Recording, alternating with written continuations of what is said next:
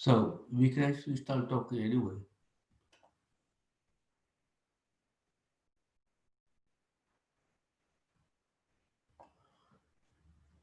So how is everybody feeling? Does anybody have any topic or question like to ask? I know some of you. So we can actually start talking anyway. Mm. So,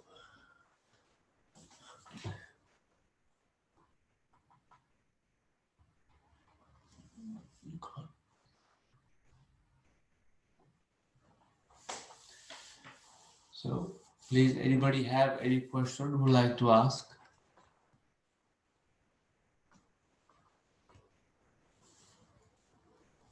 Go ahead, Sophie. I would like you to unmute yourself. Yeah. Can you hear? Yeah, I can hear you. Yeah. My question is there ever a situation where it's not appropriate for someone to practice Prana Kriya Yoga? What is Prana Kriya Yoga? The ones, what you do in the classes. Well, if I do in the classes, obviously it's perfectly okay to practice. It's not okay for somebody who have hypochondriac situations in life. And prana is just there to increase the vitality, energy level, awareness level. If you don't like yourself to be strong, don't practice. If you don't like your awareness to be enhanced, obviously not suitable for you. If person doesn't like his vitality level to be increased and feel uplifted from the lethargic nature, do not practice. And only very few circumstances you need to adapt and modify certain kriyas if you are pregnant or menstruation at the time or have serious chronic nervous system damage. And definitely for people who like to judge and compare. If you cannot let your mind to experience and try to be mindful of the experience rather than constantly in the mind comparing, judging, and thinking that you're fighting with your own body, Prana Kriya Yoga is not suitable. Otherwise, Prana Kriya Yoga is absolutely suitable for everyone, even from the age 5-year-old child to a 105-year-old person. So there are certain kriyas you have to take care as similarly in the life. You are a bit blind person and cannot drive a car. If your eyesight goes down, you can't drive a car, but you have to be very precautious. Like in the same thing in the life, anything you do, there is a certain thing that you may not be suitable doing, but there is lots of things you can do. So I will not see it that Prana Kriya Yoga is anywhere in any circumstances is now suitable for everyone. So it is absolutely suitable. And who should not practice, I already listed previously, is somebody who doesn't like their prana to be uplifted. They love their lethargic nature. They love being lazy, love being not uplifted, and don't like their body to work hard, don't like the respiratory system to work hard, and feel uh, they love feeling love. That definitely no practice. So that's my personal opinion. So I'm not expert. Uh, I only can talk from my bodily experience, and I know a lot of people's bodily experience and the mental experience, the how much it have changed the energy level, enthusiasm, motivation, how much product yoga have been beneficial to the respiratory system and Basically, even for the mental condition, I have found lots of people come up with many different progressive. People practicing yoga for a years and years, but awareness doesn't really kick in. So enhancing the awareness, it might change it. It also is unique in its own way. It's not like you go along practice. I have seen some people, they come to the class one time, say, it is just hyperventilating practice. I said, thank you very much, my friend. I am happy that you have mastered Prana Kriya Yoga within 1 hour. So it is depend what your approach is. It's a very subtle practice. In order to feel the prana in the body, first part. Then see the effect of the prana in the body, second part. How to navigate the prana in third part. It's almost a proper science. How you harness the prana inside the body. How you get prana to change your lifestyle in the body, change the how your mind pattern, behavior pattern, and your thinking pattern is working. So if somebody doesn't like any changes, definitely not suitable. If you love changes and open for changes, you cannot live without Prana Kriya Yoga. Does that make sense to you, Sophie? Um, partly, partly. Why it partly makes sense to you? Because uh, because it seems so overwhelming that if you're so overwhelmed by it, then maybe it's not the time to do it. Well, overwhelming is the person's insecurity and limitation of mind. Nobody should ever be overwhelmed by absolutely anything in life. Your mind should be strong enough. If you are overwhelmed in life, there is something in the body or your mind need to be shifted. And that Prana Kriya Yoga actually helping you to overcome that overwhelming barrier in life. So you saying the something makes me overwhelmed. I don't want to deal with. I'm completely okay in myself. I want to stay where I am because I don't want to see myself what overwhelms me, what limitations I get to see it. So in my idea, you should practice twice as much. I would recommend it twice as much rather than so it overwhelms me. I don't want to deal with it. That is the approach I described you previously. Some people, if somebody likes it where they are and they get don't cannot cope with the emotions, well, obviously if they are happy with the emotions, you don't like to grow, you're completely content with emotions, you don't need to practice any yoga because you're already above that. So it is uh, like say the you take a medication and that medication actually the help you, but same time it gives you little side effect. I wish you don't like the side effect, but I'm okay with my disease. I don't want to take a medication because I don't really like the side effect of it. So it's not the way you can't say that I don't, you know, time to practice. Overwhelming of the Prana Kriya Yoga is actually helping you to enhance your vitality level or your mental capacity to cope with the stress in life and your respiratory system capacity. So there is many things combined with it. So you can find a stamina or build a stronger willpower nervous system. Not uh, you can learn it how not to be overwhelmed by the practice, not walking away from the practice. You think overwhelming other things will not overwhelm your life. There will be plenty of things will overwhelm people. So you can remain fear of being overwhelmed. I'm overwhelmed by life, so I stop living. Probably not. So, in my personal opinion, I think you should continue practicing Prana Kriya Yoga.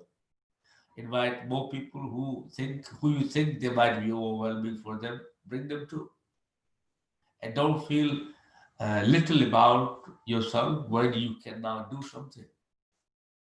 Develop the acceptance That you must know your limitation, what you can do, what you cannot do, and then try to find a way to make a progressive growth. And you may feel overwhelmed because if there is a nature of competition, not knowing your limitation, that can overwhelm you. But Prana Kriya Yoga never teaches. It's about harnessing the prana, understanding your prana and your capacity, and try to act and live accordingly to it. So, overwhelming, maybe not because of Prana Kriya Yoga, overwhelming because you feel little about yourself, or you feel competition to other people, or comparison to other people, or you may feel that you are not good enough on it. So these can be many factors to it. So those emotions are overwhelming you, not Prana Kriya Yoga. Does that make sense to you, Sophie? I think her internet connection got cut, Yogi. Or maybe she dropped out, didn't like the answer. Sophie, are you there, my dear? She's not there. Okay. So, does anybody else have the question? There was another question somebody asked today. Is today's questions are all related to my discipline, but in the end, I will have something decent conversation. Hold on to it. Yeah? And somebody asked a question regarding Himalayan Hatha Yoga. That they have done the few teacher trainings themselves. They are a teacher, and they're practicing with one of my very dear student regularly, and sometimes they practice with myself as well. But all the training they have done, they haven't found the training so productive and effective to the body. And the question is, can I learn a few tech? How could I learn the techniques of Himalayan Hatha Yoga to create the sequencing in the practice and understand Himalayan Hatha Yoga? There's training programs I personally run. I should not use this platform to talk about the training, but as somebody asked the question, I know the person actually in the group and chat. So, as per your question, I do run a program time to time for teachers. There's most people actually come along. Some of them come, they're already existing teacher, but they want to enhance their training. Or some people do participate because they want to develop a self practice of themselves. Despite they have never done yoga, but they walked out enjoying their own discipline practice and carry on practicing. Some people already existing teacher, they would like to do a different training program to bring much more skill, maybe another discipline to their training program. But in the end of the end up teaching Himalayan Hatha Yoga because they know what they've been teaching is slightly not complete anyway. So if you like to learn, hopefully today I had a teacher training program, but it was all online. So we do the in India, also in Croatia, also the in UK programs. You can do participate any of them, but more details you can find it through the website, or you could reach out to the office. Somebody will help you, my dear. And other part, there is a possibility near future for the existing teacher for different discipline, only to bring them a not to go through the entire concept of it, but can just only learn the certain number of the discipline to bring to their own teaching basket. So if that happens some point, depending when, but I'll keep you posted. So meantime, do enjoy practicing yoga and don't try to get sidetracked from it. Okay. So Himalayan Hatha Yoga itself is a very productive and overall practice. I have some of my trained students. Is anybody is there in the Zoom group who don't mind coming up and give it a little. What do you find? Uh, what did you find, and what somebody can pick up a few tips, or they can go without just do the full training. Anybody there in the group? I don't really know who's there. Are you asking if what someone should talk about the training and how the experience of it is, Yogi? No, I'm just saying that if I tell somebody a few tips of sequencing of Himalayan Hatha Yoga, is that possible? If I can share the Himalayan Hatha Yoga a few tips, or they have to do the training. If somebody there, can you give a few tips? I'd rather not. I'd rather the master speaks himself. So you think Bill few tips will be useful? Me give a few tips. No, let's say if I give a few tips. Yes, please do give a few tips, Yogi. I mean, it's always amazing to talk about the techniques and training that you do, because it's always enlightening, even to the students that have been to most of your training. So the person who asked the question, I think, is in the Zoom meeting. But the simplest technique is the Himalayan Hatha Yoga is not just doing the postures, my dear. It's about your mental relationship in the way the instructions, also the how the instructions are given of the posture to engage your mind with the body, point one. Second part, which I can't give you full detail how to do it, because itself is an art of teaching anyway. So second part is the sequencing. The question was about sequencing. I can't really give a full detail of the sequencing, but I can try to give you a few hints. I'll give you one hint. Usually, when you're practicing most yogas, your effort is to achieve. But Himalayan Hatha Yoga is not my point. It's not focus of achievement, it's about preciseness, how much precise you can be. Achievement can happen by itself, but you must stay as precise as possible. Alignment is very important. Your physical alignment as well as your mental alignment with the physical posture itself. That's also very powerful. Then there's one more tips. In that, I think last week I talked about most practices you do, there's emphasis in a certain area of the body. In Himalayan Hatha Yoga, we don't have that concept. We have the concept your whole body is needed your help, not certain area of the body. You cannot just work on the hip opening, you cannot just work on your arm, you cannot just work on the inversions, you cannot just work on forward bend, or you cannot just work on the hamstring. If you create a fragmentation of the body, it is going to have a balanced experience. So this is the one little secret in the practice. But how to do that? It will be very difficult if I start talking. I talk 200 hours when I do the training, or sometimes 500 hours, and people go along practicing for 3 years, 4 years after that. Can you imagine how many number of hours people have to participate to process the information I give them? So it's not easy for me to give a few tips in a sequencing tip in a now. But I give you the deep message background to this is a couple of steps of it. It is the Himalayan Hatha Yoga is a combination of your not just only the Hatha Yoga.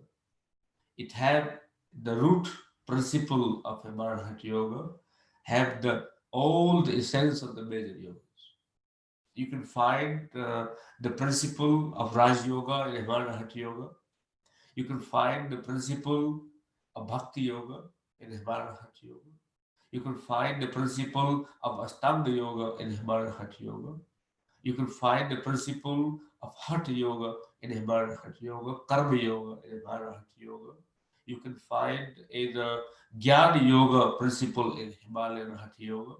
So there is a certain element, a sense, philosophy, also the way of thinking, the way of body relationship approach, the way you practicing, they're all incorporated into the system. So it's not just only the physical movement, but beyond that is I can't really find the words to describe the how to put a practice in definition. The more I try to define it, harder it becomes for me to teach. So other part of the Himalayan Hatha Yoga where you practicing is your mental capacity. It is not a competition. It is not a competitive sport. So most people, you go where you're practicing yoga, there is a competition in your mind. First competition is with other people. Then you get a competition with yourself.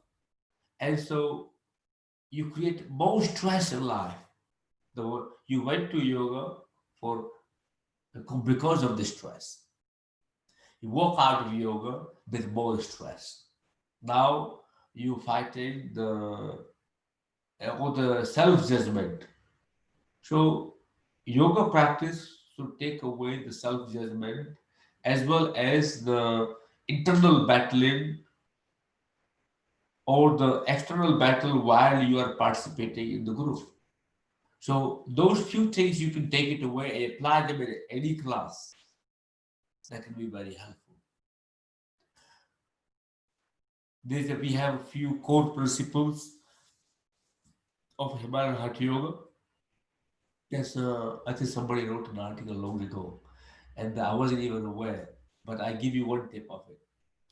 When you practice yoga, always keep your tongue folded. That's one secret I give you today. Never keep your tongue normal. Keep your tongue folded. Halfway through the Khetri Mudra. And see the effect it gives. The way people practice Ujjayi breath is completely wrong. So try to define it. I hope that is helpful enough for further. You may one day participate in the program to learn a bit more better. In meantime, please do continue. My dear student, I think you practice with Yogi Ashokananda in Abhita. Abhita? No, in somewhere. Where is Ashokananda is? Barber. Yeah. So please do continue practicing with him. And I know you also come to participate in my classes as well. So, and he's a very good teacher, a very dear student of mine. So he's a very fine teacher. And I remember when he came to practice and practice what he teaches today is completely, totally opposite spectrum. And he takes the discipline to the preciseness, zero compromise. That's why you feel very good in this class, my dear. So, does anybody else have any question?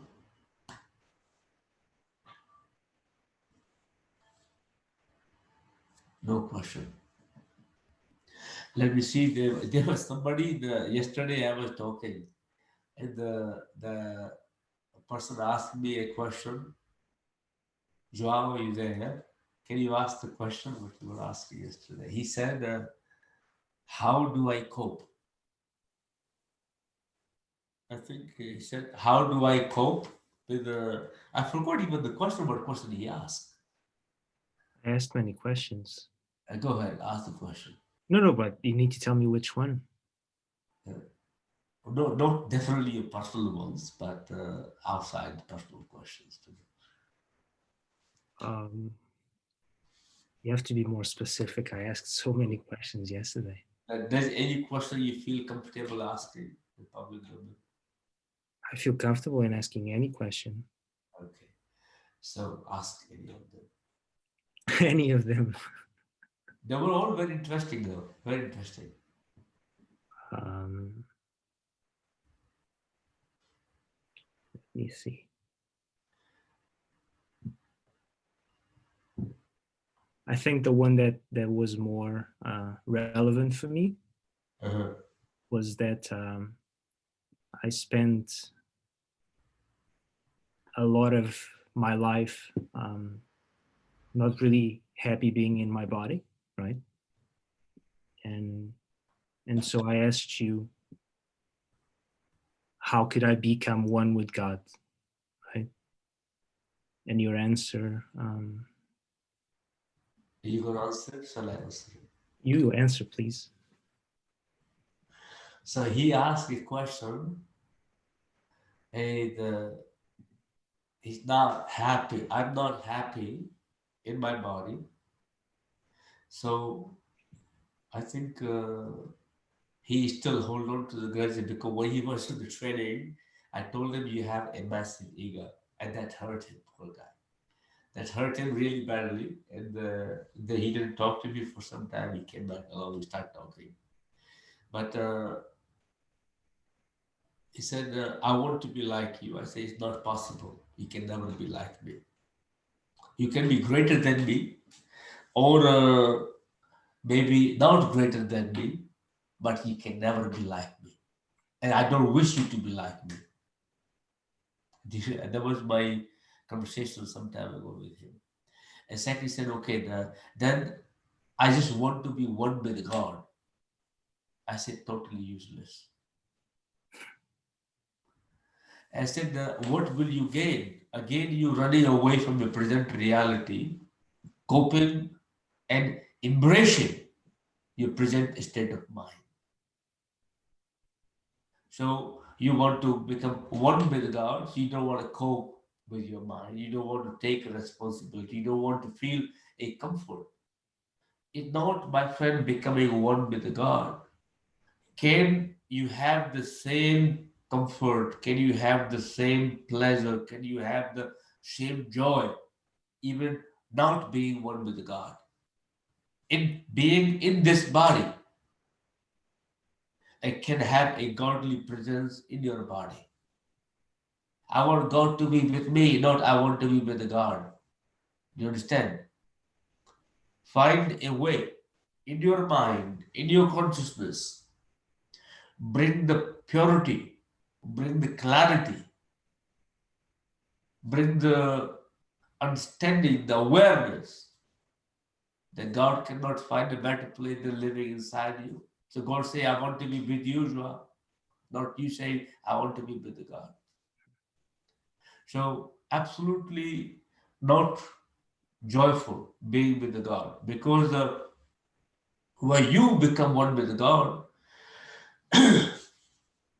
you emerge. There is no two of you. So how do you know is that actually you is living? So separation, you find a joy, beauty, love, compassion, kindness, embracing the life to the full, even in the longing of meeting God. And that's where the practices come in yoga. That's where the practice of meditation comes. Becoming one with the God is not worth it, my friend. Sooner or later, one day you will become one.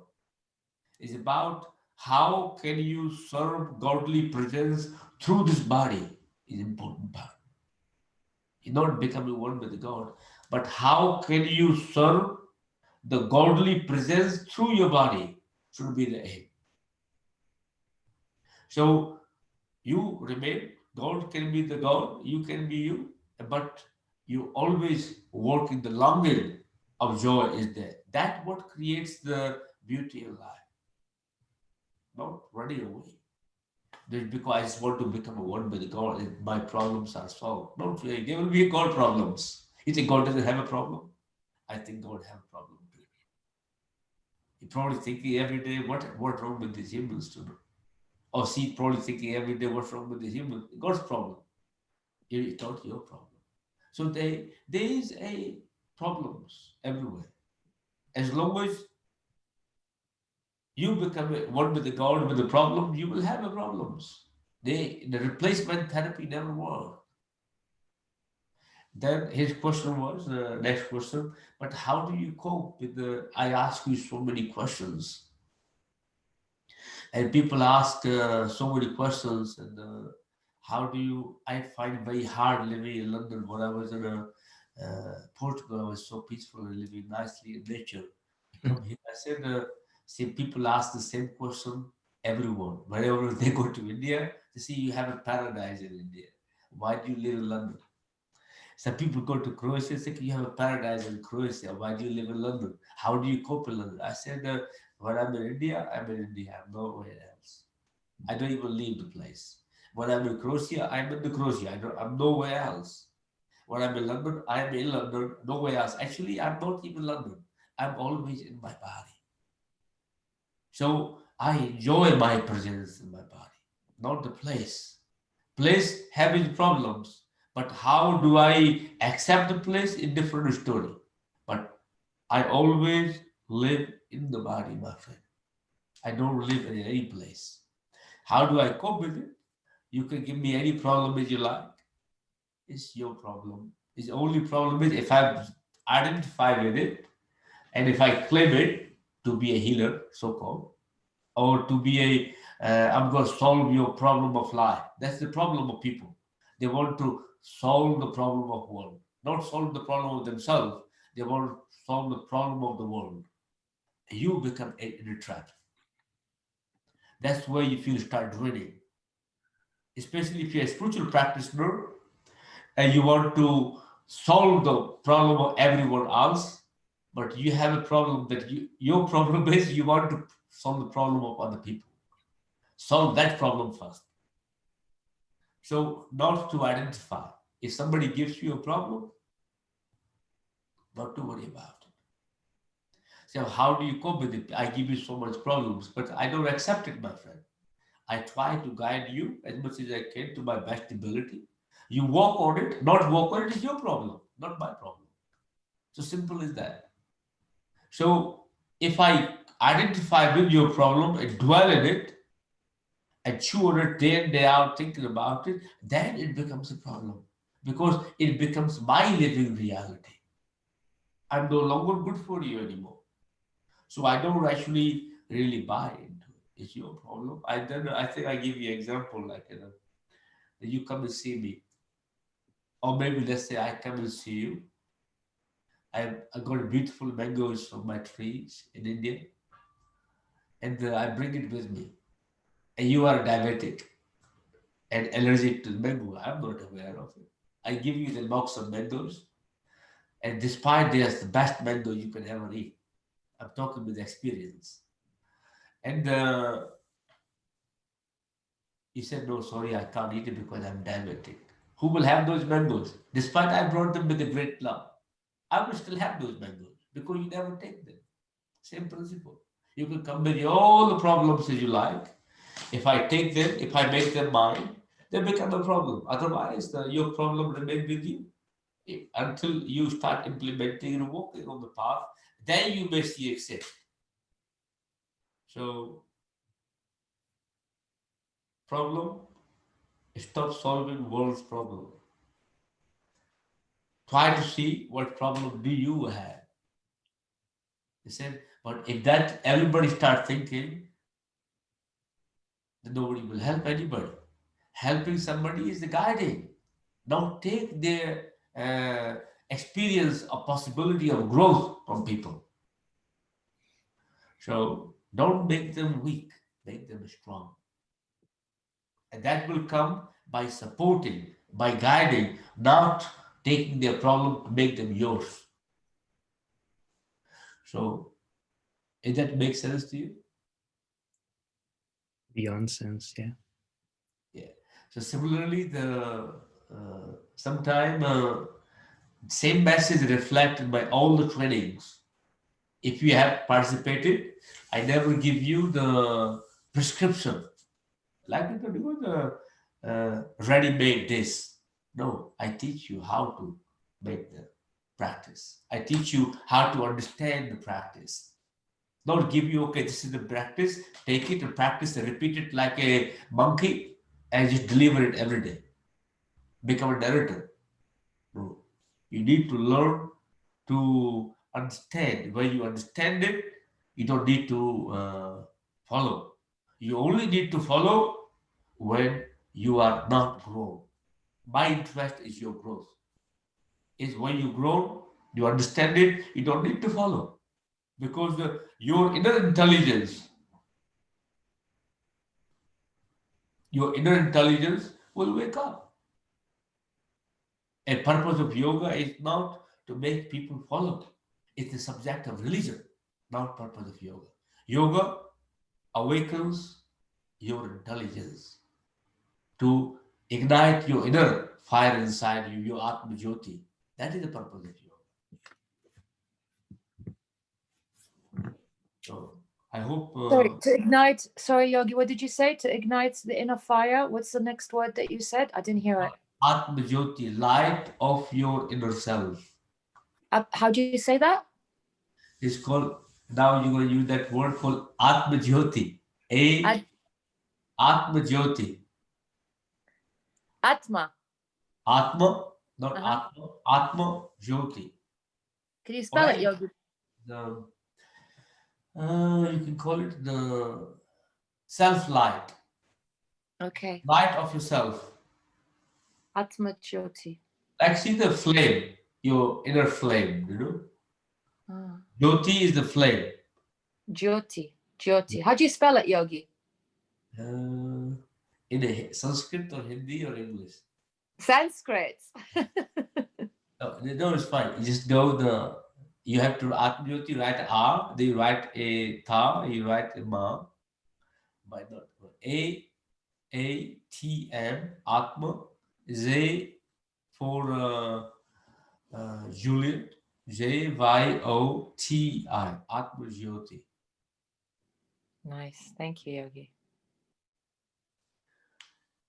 So, like sometimes you see like a sourceless flame representing inside people's heart, and that is actually the Atma Jyoti. But I don't really know. Actually, that's the flame of candle will be your Atma Jyoti. I think your whole world is Atma Jyoti. Can you feel the light inside you and open it up? Yeah. So, there's some question from what is there? Is there anybody asking the question, Michelle? It was at the close of last week on YouTube. We missed it at the last second. But we had already closed the session. It was a question about how a person can develop the motivation to a daily practice. I remember that. I think the question came just 30 seconds before we ending the stream. Hello, Sharina. I think you asked that question. How to stay motivated for regular practice? You find the one good reason why should you practice. You can find hundreds of reasons not to practice in a day-to-day life. I have this problem, I can't practice. I have this issue, I can't practice. I have to go here, I have to go here, and that need to be done, that need to be done. You can find a approach. Absolutely, if you start making a list, you can actually spend 1 hour writing the list. Why should you not practice? Find one good reason and make that one good reason every day new and write it down. By 30 days time, you will have 30 reasons why should you practice. And that one good reason should be enough for motivation. It gives you clarity. It makes you stronger. You feel less lethargic, lighter in your mind, lighter in your body. Are you not like to be happy? That's a good enough reason. Do you love yourself? Good enough reason. This will give you motivation. We all talk about love and peace. You want somebody to love you. Are you willing to love yourself? Do you love yourself? Do good practice. How to motivation is just is a mental blockage. You know, if you can get inspiration, if anything can inspire you, you can be motivated. And don't hang out with people who doesn't like regular practice. And don't try to do something that exactly the precise time that you need to practice. You find a mind can be very clever as well. You'll find something to do that can be more important than practice. So if you do like yoga practice, a regular practice, if you cannot afford it, money should never be a barrier for anybody's practice. There's plenty of YouTube practices I've trained, they're available. Practice them. If you like to contribute, support the ongoing training programs, there's classes regularly. I know you participate regularly. So motivation is can yoga inspire you? Can self-love inspire you? You will find the motivation for it. Does that make sense? Miranda, are you there? If not, I will post the clip to her. Okay. Thank you. Anybody else have any question?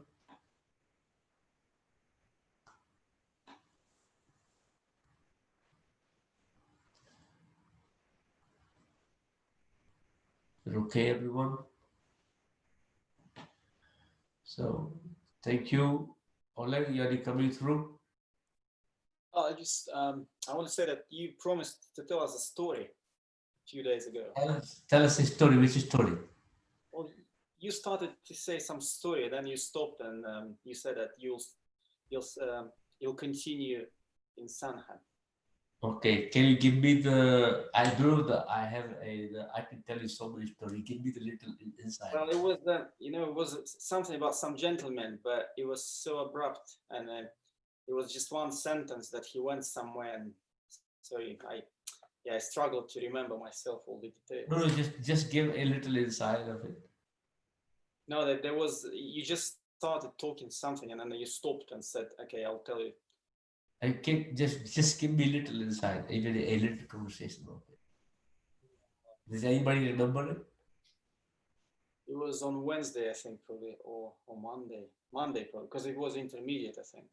Oh, I think I remember it. Yeah. It was about stress, wasn't it? Probably.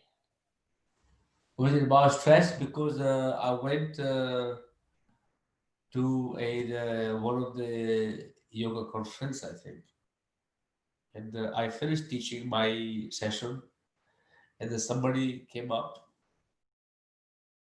and sit down. Everybody sit down. I was standing to the side. The guy said, "Everybody come together, please. There's so much stress outside. There's so much stress out there. So much stress in your life, and please close together, and I will give you a possibility to free from the stress." I was quite laughing, you know.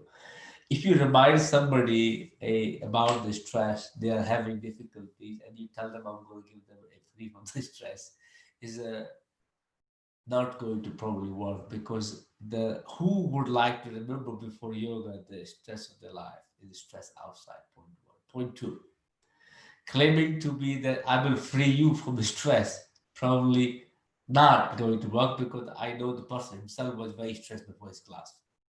So obviously have not worked.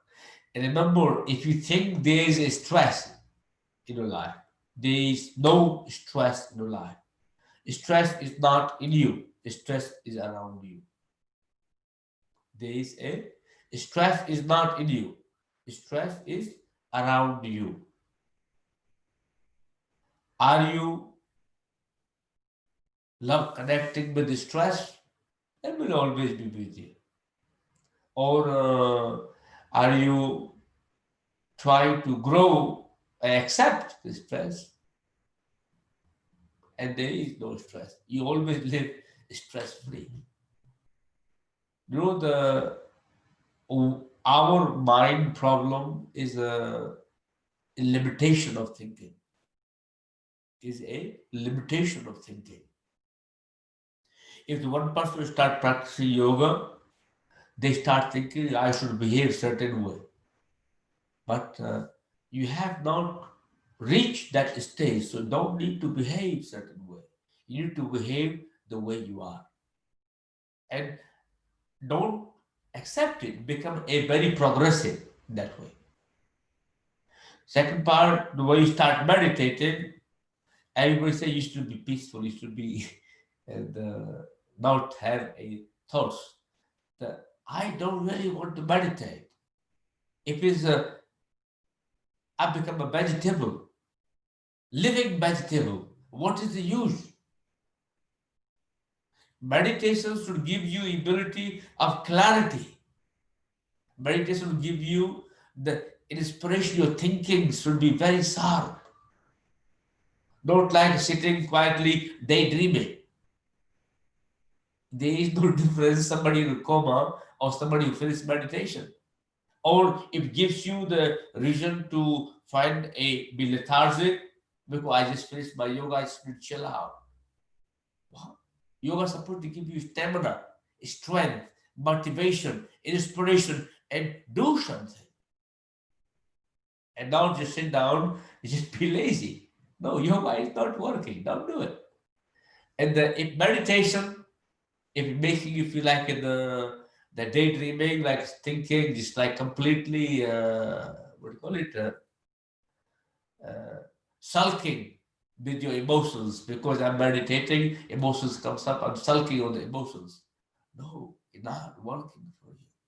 If a meditation making you slower, lack of not thinking, meditation is not to numb your mind.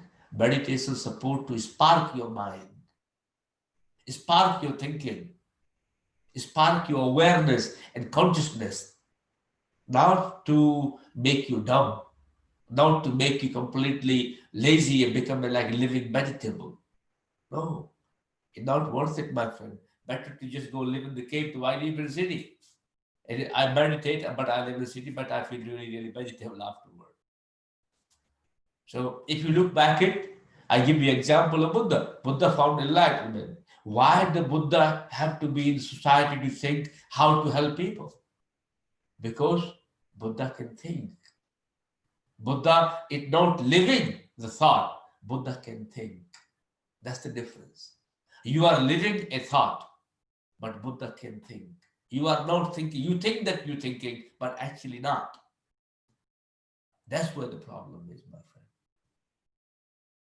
So my story was about how to sell stress and how to make people stress. If somebody claims that somebody will take away your stress, may say, thank you very much, I'm about to leave right now. So there was at the time because somebody asked, can you take away my stress? And I remember that story. And I was going to say it that time, but some people start frowning. They get stressed about it. So I do really tell that story that day. Does it make sense? Yeah, I like the part about Buddha and thinking.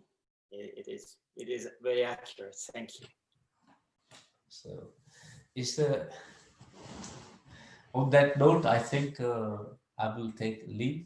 Thank you enough for today. Hari Om, Pranam.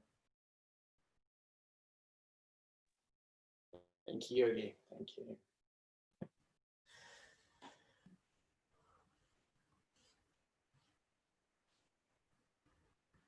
Is everybody okay?